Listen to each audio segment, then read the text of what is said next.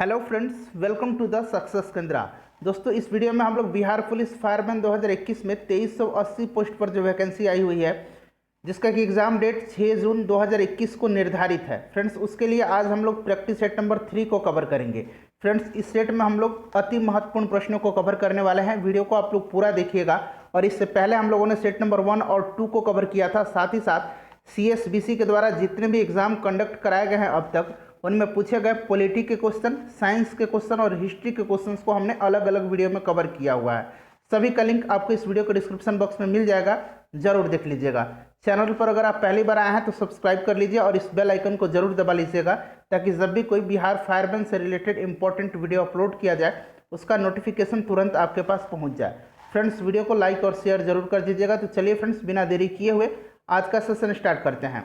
पहला क्वेश्चन देखिए कि मत यानी कि वोट देने का अधिकार भारतीय संविधान के किस अनुच्छेद में आता है। इंपॉर्टेंट क्वेश्चन है, कोशिश करना आपको केवल 5 सेकंड के अंदर आंसर देने का। उसके बाद जो भी करेक्ट आंसर होगा पूरी डिटेल में मैं आपको बता दूंगा। तो इसका right answer option number C हो जाएगा, आर्टिकल 326 के तहत। ध्यान से सुनिए, भारतीय संविधान के भाग 15 में, भारतीय संविधान के भाग 15 के अनुच्छेद 324 से लेकर के 329 में निर्वाचन से संबंधित उपबंध दिया गया है। भारतीय निर्वाचन आयोग की स्थापना कब हुई थी, पूछा जाता है 25 जनवरी 1950 को। ये भी आप ध्यान रखेंगे। और वर्तमान में मुख्य निर्वाचन आयुक्त कौन है, सुनील अरोरा हैं। अगला क्वेश्चन देखिए। और फ्रेंड्स, वीडियो के लास्ट में आप सभी लोग अपना अपना स्कोर कमेंट करके बताइएगा, ताकि आपकी तैयारी जो है किस प्रकार से है इसका अंदाजा लगाया जा सके। नेक्स्ट क्वेश्चन देखिए, पृथ्वी दिवस कब मनाया जाता है। इंपॉर्टेंट क्वेश्चन है। तो पृथ्वी दिवस प्रत्येक वर्ष 22 अप्रैल के दिन मनाया जाता है। इस वर्ष जो है 22 अप्रैल के दिन पृथ्वी दिवस मनाया गया है। और इसकी थीम जो थी क्या थी, ध्यान से याद रखिएगा। इसकी थीम थी रीस्टोर आवर अर्थ। ठीक है फ्रेंड्स, ये भी आप ध्यान रखेंगे। 22 मार्च के दिन क्या मनाया जाता है, विश्व जल दिवस मनाया जाता है। 22 अप्रैल को पृथ्वी दिवस और 22 मई के दिन जैव विविधता दिवस मनाया जाता है। ये भी आप ध्यान रखेंगे।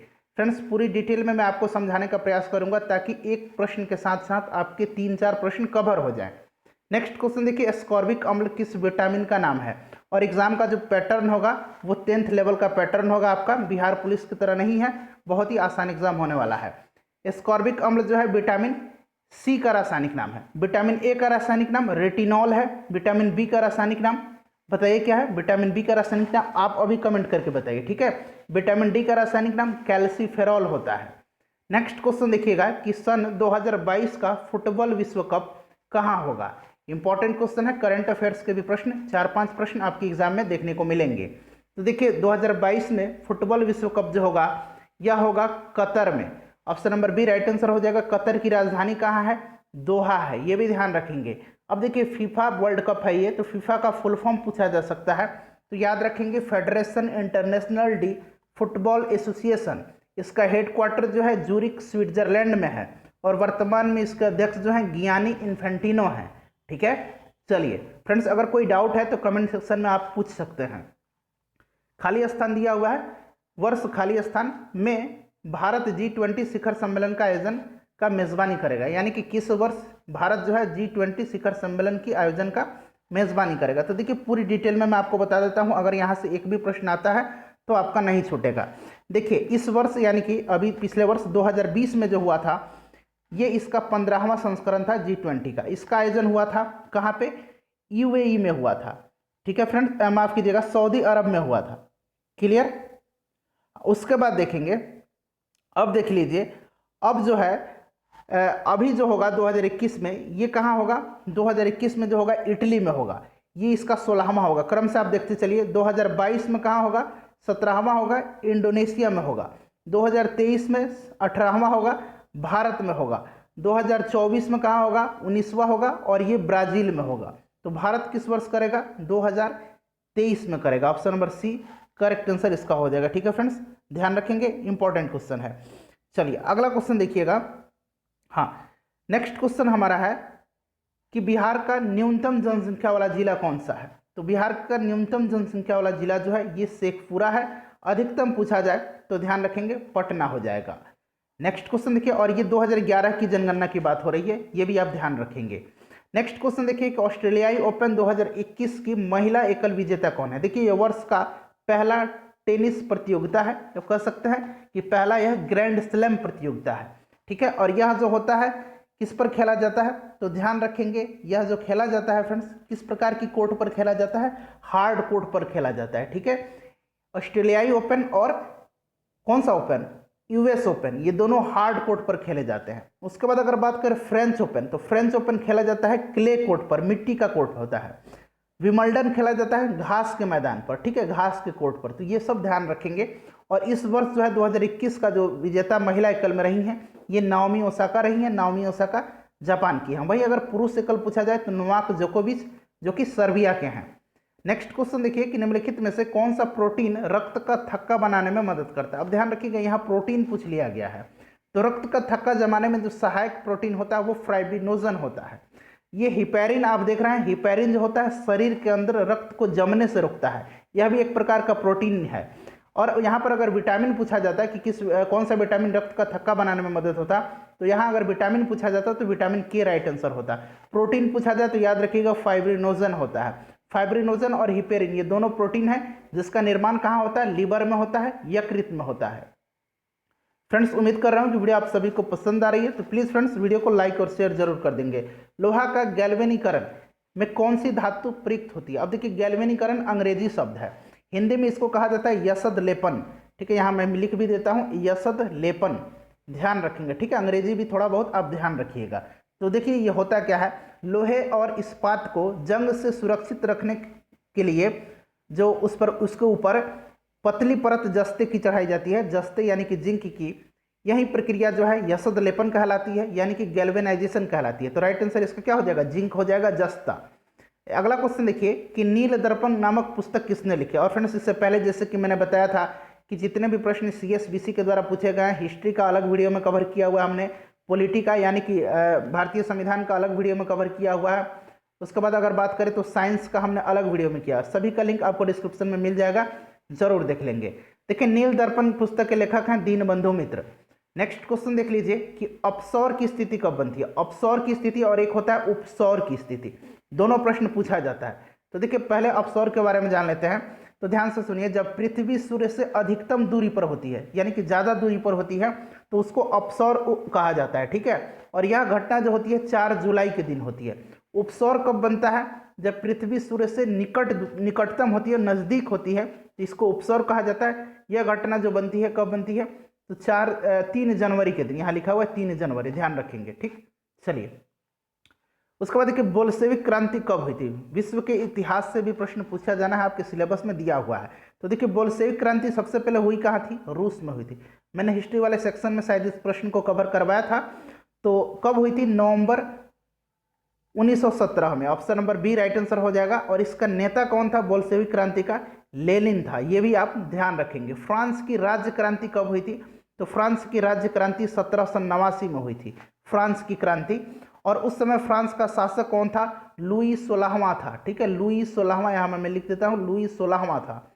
और उस समय फ्रांस में किस प्रकार की शासन व्यवस्था थी, तो सामंती शासन व्यवस्था थी, ये भी आप ध्यान रखेंगे।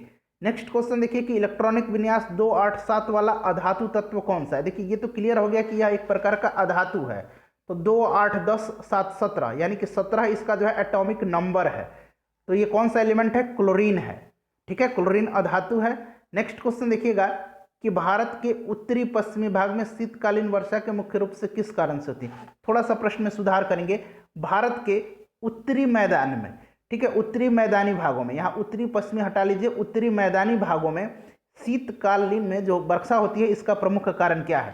देखिए प्रश्न को थोड़ा सा संशोधित कीजिए, यहाँ पर पश्चिमी भाग हटाकर उत्तरी मैदान में, ठीक है, या उत्तरी मैदानी भागों, जो भी बना लीजिए, उत्तरी मैदानी भागों में शीत ऋतु में वर्षा मुख्य रूप से किस कारण से होती है, तो ये पश्चिमी विक्षोभ के कारण होती है। और इसको एक और नाम से जाना जाता है, जेट स्ट्रीम भी इसको कहा जाता है। तो जेट स्ट्रीम और पश्चिमी विक्षोभ दोनों ध्यान रखेंगे। और फ्रेंड्स उत्तर पूर्व मानसून के कारण जो मानसून लौटती हुई मानसून होती है, इसके कारण तमिलनाडु के तट पर जनवरी फरवरी में यानी कि जाड़े के दिनों में वर्षा होती है।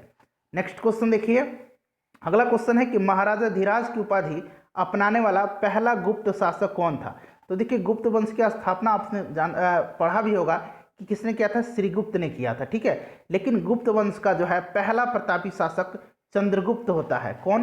चंद्रगुप्त प्रथम, ठीक है। और यही जो है महाराजा धीराज की उपाधि धारण करता है। उसके बाद इसका पुत्र समुद्रगुप्त उत्तराधिकारी होता है। समुद्रगुप्त का पुत्र चंद्रगुप्त द्वितीय होता है। क्रम याद रखेंगे, पहले श्रीगुप्त, उसके बाद चंद्रगुप्त प्रथम, उसके बाद समुद्रगुप्त, फिर चंद्रगुप्त द्वितीय। समुद्रगुप्त को भारत का नेपोलियन कहा जाता है। चंद्रगुप्त द्वितीय ने विक्रमादित्य की उपाधि धारण किया था। यह भी ध्यान रखेंगे। इस प्रश्न का right answer option number A हो जाएगा। नेक्स्ट क्वेश्चन देखिए कि चंद्रयान 2 का प्रक्षेपण किस यान से किया गया था। तो देखिए फ्रेंड्स, चंद्रयान 2 का प्रक्षेपण कब किया गया था? तो 22 जुलाई 2019 को किया गया था, ठीक है। 22 जुलाई 2019 को GSLV Mk3 M1 से किया गया था। पूरा नाम आप याद रखेंगे, कहीं कहीं आपको सिर्फ दे दिया रहेगा GSLV Mk3, तब तो ये आसान है। लेकिन अगर उसमें M1 M2 लगा दिया जाए तो याद रखेंगे पूरा नाम GSLV Mk3 M1 से किया गया था, ठीक है। चलिए नेक्स्ट क्वेश्चन देखिए। और वर्तमान में इसरो के चेयरमैन कौन है? के सिवन है। बिहार के कुल भौगोलिक क्षेत्र के कितना प्रतिशत भाग वन आवरण है? इंपॉर्टेंट क्वेश्चन है, बिहार से संबंधित प्रश्न भी आपके एग्जाम में पूछे जाएंगे। तो फ्रेंड्स इसका राइट आंसर क्या हो जाएगा? 7.76%, जबकि वृक्ष आवरण कुल भौगोलिक क्षेत्र का 2.13% है, ठीक है। भौगोलिक क्षेत्र का कुल कितना भाग है बिहार में? कुल वन कितना है? तो 7.76%, जबकि वृक्ष आवरण, वन आवरण तो 7.7% है, लेकिन वृक्ष आवरण जो है 2.13% है। सर्वाधिक वन आवरण क्षेत्र वाला जिला जो है भभुआ है, ये भी आप ध्यान रखेंगे। अगला क्वेश्चन देखिए। नेक्स्ट क्वेश्चन हमारा है कि ध्वनि तरंगे नहीं चल सकती है। तो देखिए इनके लिए, ध्वनि तरंग के संचरण के लिए माध्यम की आवश्यकता होती है, तो ये निर्वात में नहीं चल सकती है। ध्वनि का जो वेग होता है अलग अलग माध्यम में, ठोस में सबसे अधिक होता है, उसके बाद द्रव में होता है, उसके बाद गैस में होता है, ध्यान रखेंगे। नेक्स्ट क्वेश्चन देख लीजिए कि नागी बांध बिहार के किस जिले में है। तो फ्रेंड्स नागी, नकटी पक्षी विहार भी है, नकटी बांध भी है, नागी बांध है, नागी पक्षी विहार भी है। इस तरह से प्रश्न पूछा जाता है। तो नाम आपको नागी और नकटी याद रखना है, ये जमुई में है, ठीक है। चलिए उसके बाद नेक्स्ट क्वेश्चन हमारा कि वर्ष 1939 में आयोजित भारतीय राष्ट्रीय कांग्रेस के त्रिपुरी अधिवेशन की अध्यक्षता किसने किया था। तो देखिए 1938 में और 1939 में। 1938 में हरिपुरा अधिवेशन हुआ था। कौन सा अधिवेशन? हरिपुरा अधिवेशन। इसका भी और 1939 का त्रिपुरी अधिवेशन का भी अध्यक्षता सुभाष चंद्र बोस ने किया था, ध्यान रखेंगे। उसके बाद देखिए राष्ट्रपति पर महाभियोग किस अनुच्छेद में वर्णित है। तो आपको पता है कि आर्टिकल 61 में है। इंपॉर्टेंट क्वेश्चन है, ध्यान रखेंगे। निर्वाचित राष्ट्रपति पर महाभियोग की प्रक्रिया किस देश के संविधान से ली गई है। तो USA के संविधान से महाभियोग की प्रक्रिया ली गई है, ये ध्यान रखेंगे। अगला क्वेश्चन देखिए। और फ्रेंड्स वीडियो के लास्ट में आप सभी से रिक्वेस्ट है कि स्कोर जरूर कमेंट करके बताइएगा। कालिदास किसके समकालीन थे। तो देखिए फ्रेंड्स कालिदास, आर्यभट्ट, धन्वंतरी, वराहमिहिर, ये सभी जो थे चंद्रगुप्त द्वितीय के शासनकाल में रहते थे, उनके दरबार में रहते थे, ठीक है, इसके समकालीन थे। अगला क्वेश्चन देखिए। नेक्स्ट क्वेश्चन है कि अंतर्राष्ट्रीय ओजोन परत संरक्षण दिवस कब मनाया जाता है। यह प्रत्येक वर्ष 16 सितंबर के दिन मनाया जाता है। अगला क्वेश्चन है कि क्वथनांक बढ़ने पर दाब पर क्या असर पड़ता है। क्वथनांक बढ़ने पर दाब पर क्या असर पड़ता है। तो आपको पता होगा जब दाब बढ़ता है तो क्वथनांक भी बढ़ता है, दाब जब घटता है तो क्वथनांक भी घटता है। तो राइट आंसर क्वथनांक बढ़ रहा है तो दाब भी बढ़ जाएगा। अगला क्वेश्चन देखिए। अगला क्वेश्चन के मरुस्थल में उगने वाले पौधे कहलाते हैं। तो मरुस्थल में जो पौधे उगते हैं उनको कहा जाता है जीरोफाइट्स, ठीक है। उसके बाद अगर हम बात करें हैलोफाइट्स, हिंदी में इसको क्या कहा जाता है? लवणो मृदोभिद। यहाँ मैं लिख देता हूँ लवणो मृदोभिद, इस तरह भी लिखा रहता है, ठीक है। तो दोनों याद रखेंगे, या फिर दिया रहेगा हैलोफाइट या फिर लवण मृदोभिद दिया रहेगा। तो ये आप अब नाम से पता हो गया कि लवण युक्त मिट्टी में उगते हैं, लवण युक्त मिट्टी में उनको हैलोफाइट कहा जाता है। हाइड्रोफाइट्स जो पानी में उगने वाले पौधे हैं। और हाइड्रोपोनिक्स एक प्रकार की तकनीक है जिसको कि बिना मिट्टी का पौधे को उगाया जाना जो है हाइड्रोपोनिक्स कहलाता है। नेक्स्ट क्वेश्चन देखिएगा कि एस्पिरिन क्या है। तो फ्रेंड्स देखिए एस्पिरिन जो काम आता है हल्के दर्द और बुखार में, ठीक है, यानी कि यह एक प्रकार का दर्दनाशक भी है और ज्वरनाशक भी है। तो ये आ जाएगा एंटीपायरेटिक में, ठीक है। एंटीसेप्टिक आप सभी को पता है, हाथ कट जाता है तो डिटॉल वगैरह हम लोग लगाते हैं, फिनॉल लगाते हैं, ये एंटीसेप्टिक होता है। एंटीबायोटिक आपको पता है, ठीक है। चलिए नेक्स्ट क्वेश्चन देखिएगा। नेक्स्ट क्वेश्चन है कि आत्मीय सभा की स्थापना किसने की थी। इंपॉर्टेंट क्वेश्चन है। आत्मीय सभा की स्थापना राजा राम मोहन राय ने 1815 ईस्वी में किया था। राजा राम मोहन राय ने ब्रह्म समाज की भी स्थापना किया था। कब? तो 1828 ईस्वी में। ये भी आप साथ साथ ध्यान रखेंगे। अगला क्वेश्चन देखिए कि मीर कासिम ने राजधानी कहाँ परिवर्तित किया था। तो देखिए पहले जो राजधानी थी, क्रम मैं बता देता हूँ। देखिए पहले सबसे पहले ढाका थी बंगाल की राजधानी, उसके बाद आती है मुर्शिदाबाद, मुर्शिदाबाद या मैं लिख देता हूँ मुर्शिदाबाद, ठीक है। उसके बाद कहाँ आती है? मुंगेर आती है। अब देख लीजिए पहले ढाका थी, ढाका से मुर्शिदाबाद ले आया मुर्शीद कुली खान ने, और मुर्शिदाबाद से मुंगेर किसने लाया? तो ध्यान रखिएगा मुर्शिदाबाद से मुंगेर किसने लाया? तो ये मीर कासिम ने लाया था, ठीक है। मुर्शिदाबाद से मुंगेर, तो राइट आंसर ऑप्शन नंबर इसका सी हो जाएगा। अगला क्वेश्चन देखिएगा कि हाइडेस्पीस का युद्ध किस नदी के तट पर हुआ? हाइडेस्पीस का युद्ध, झेलम का युद्ध या फिर वितस्ता का युद्ध, ठीक है। एक ही बात है, याद रखेंगे, तीनों नाम याद रखेंगे। यह हुआ था किसके बीच? तो यह हुआ था सिकंदर और पोरस के बीच में। तो अब पता चल गया किस नदी के तट पर? झेलम नदी के तट पर। Right answer option number D. इसको वितस्ता के नाम से भी पहले जाना जाता था, झेलम को। संविधान के किस अनुच्छेद को डॉक्टर भीमराव अंबेडकर ने संविधान की आत्मा और हृदय कहा है? तो आपने पढ़ा होगा कि आर्टिकल 32 जो है संवैधानिक उपचारों का अधिकार, इसी को बाबा साहब अंबेडकर ने संविधान की हृदय और आत्मा कहा है। आर्टिकल 32 के तहत ही उच्चतम न्यायालय यानी कि सुप्रीम कोर्ट जो है 5 प्रकार का रिट जारी करता है, ठीक है। ये भी ध्यान रखेंगे। नेक्स्ट क्वेश्चन देखिए कि उष्ण कटिबंधीय वन अनुसंधान संस्थान। देखिए अगर सिर्फ वन अनुसंधान संस्थान पूछा जाता तो देहरादून आंसर होता, लेकिन यहाँ उष्ण कटिबंधीय वन अनुसंधान संस्थान पूछा गया है, तो ये जबलपुर मध्य प्रदेश में है। Option number B right answer हो जाएगा, पूछा गया प्रश्न है ये। उसके बाद देखिएगा कि घरेलू रसोई गैस यानी कि एलपीजी कनेक्शन किस योजना से संबंधित है? तो आपने पढ़ा भी होगा फ्रेंड्स, उज्ज्वला योजना। उज्ज्वला योजना के तहत जो ग्रामीण क्षेत्रों की महिलाएं हैं उनको जो है स्वच्छ ईंधन मुहैया कराया गया है, ताकि जो है धुआं वगैरह प्रदूषण से वो मुक्त रहें। तो उज्ज्वला योजना राइट आंसर हो जाएगा। इसकी शुरुआत इंपॉर्टेंट है, स्टार्ट कब हुई थी यह योजना? तो 1 मई 2016 को हुई थी, ठीक है, ध्यान रखेंगे। अगला क्वेश्चन देखिएगा, कार्ल लैंडस्टीनर ने किसका प्रतिपादन किया था? तो कार्ल लैंडस्टीनर जो थे इन्होंने रक्त समूह की खोज की थी, ब्लड ग्रुप का खोज किया था, ठीक है। अनुवांशिकता का खोज किसने किया था? अनुवांशिकता का जनक किसको कहा जाता है? अनुवांशिकता का जो है प्रतिपादक किसको कहा जाता है? तो ये कहा जाता है मेंडल को, ठीक है, ग्रेगर जोहान मेंडल को। ये भी आप ध्यान रखेंगे, मटर के पौधे पर इन्होंने यह शोध किया था। प्रथम बौद्ध सभा किस स्थान पर बुलाई गई थी? तो देखिए टोटल 4 बौद्ध सभा आयोजित किया गया था। बौद्ध सभा कहिए, बौद्ध संगति कहिए, ठीक है। तो प्रथम जो हुआ था ये राजगृह में हुआ था, और उस समय शासक कौन था? तो अजात शत्रु था, ठीक है फ्रेंड्स। दूसरा जो हुआ था, दूसरा कहाँ हुआ था? वैशाली में हुआ था, और उस समय कौन शासक था? उस समय शासक कालाशोक था, ठीक है फ्रेंड्स। तीसरा जो हुआ था ये पाटलिपुत्र में हुआ था, और उस समय अशोक का शासनकाल था। चौथा जो हुआ था कुंडलवन कश्मीर में हुआ था, कनिष्क के शासनकाल में। तो ये चारों आप ध्यान रखेंगे। राइट आंसर अभी पहला पूछा जा रहा है तो राजगृह हो जाएगा। अगला क्वेश्चन देखिए, नेक्स्ट क्वेश्चन कि निम्नलिखित में से कौन सी मिट्टी चाय की खेती के लिए उपयुक्त होती है? तो चाय की खेती के लिए और कॉफी की खेती के लिए। उसके बाद पूछा जाता है कपास की खेती के लिए, ठीक है। तो चाय की खेती के लिए लेटराइट मिट्टी राइट आंसर हो जाएगा। उसके बाद कपास की खेती के लिए काली मिट्टी, काली मिट्टी को रेगुर मिट्टी के नाम से भी जाना जाता है, ये भी आप ध्यान रखेंगे, ठीक है फ्रेंड्स। नेक्स्ट क्वेश्चन देखिएगा कि ओजोन परत को CFC से बचाने के लिए बनाई गई अंतर्राष्ट्रीय संधि कौन सी है? तो इस संधि का नाम है Montreal protocol. Option number B right answer हो जाएगा। मॉन्ट्रियल प्रोटोकॉल 1987 में यह जो संधि है स्टार्ट की गई थी, और विभिन्न देशों ने इस पर हस्ताक्षर किया, और फाइनली इसका पहला बैठक 1989 में फिनलैंड की राजधानी हेलसिंकी में आयोजित किया गया, ध्यान रखेंगे। नेक्स्ट क्वेश्चन देखिए कि देश की पहली किसान रेल सेवा किन 2 स्टेशनों के मध्य चलाई गई थी? पहली है और ये बिहार से जुड़ा हुआ है इसलिए इंपॉर्टेंट है। तो यह चलाई गई थी कहाँ से? देवलाली से दानापुर के मध्य। Option number B right answer हो जाएगा। महाराष्ट्र के देवलाली से बिहार के दानापुर रेलवे स्टेशन के मध्य चलाई गई थी। नेक्स्ट क्वेश्चन देखिएगा कि डेट्रॉयट नगर किसके लिए प्रसिद्ध है?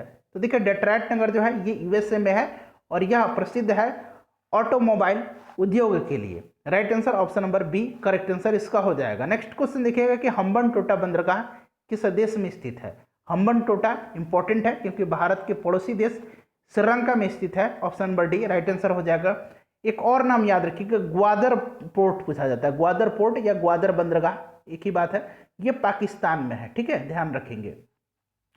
उसके बाद देखिए निम्न में से कौन सा रासायनिक परिवर्तन नहीं है, तो देखिए पानी का उबालना जो है रासायनिक परिवर्तन नहीं है, ठीक है। बाकी कागज का जलना, दूध का खट्टा होना, कोयले का जलना, ये सारे जो है रासायनिक परिवर्तन है। रासायनिक परिवर्तन और भौतिक परिवर्तन आपको पता होगा कि मानते हैं अगर पदार्थ को फिर से हम प्राप्त कर लें तो वो क्या हो जाएगा, भौतिक परिवर्तन हो जाएगा। जैसे कि देखिए पानी बॉयल हो रहा है, ये भाप बन के ऊपर गया और फिर पानी के फॉर्म में नीचे आ जाएगा जब वर्षा होगी तो इसमें कोई चेंजिंग ही नहीं हुआ। देखिए लेकिन कागज को अगर आप जला देंगे तो क्या कागज फिर से आप प्राप्त कर सकेंगे, नहीं कर सकेंगे, ध्यान रखिएगा। चलिए नेक्स्ट क्वेश्चन है कि मध्य कर्ण में इनमें से कौन सा हड्डी नहीं पाया जाता है। जो हम लोग साइंस वाला सेक्शन था उसमें इस प्रश्न को कवर किया था हमने, तो मैलियस, इनकस और स्टेपस ये तीनों कान की हड्डियां हैं, हैमट नहीं है, ठीक है। स्टेपस जो है मानव शरीर की सबसे छोटी हड्डी है, मानव शरीर की सबसे बड़ी हड्डी फीमर है, यह जांघ की हड्डी है, ठीक है, ये भी आप ध्यान रखिएगा।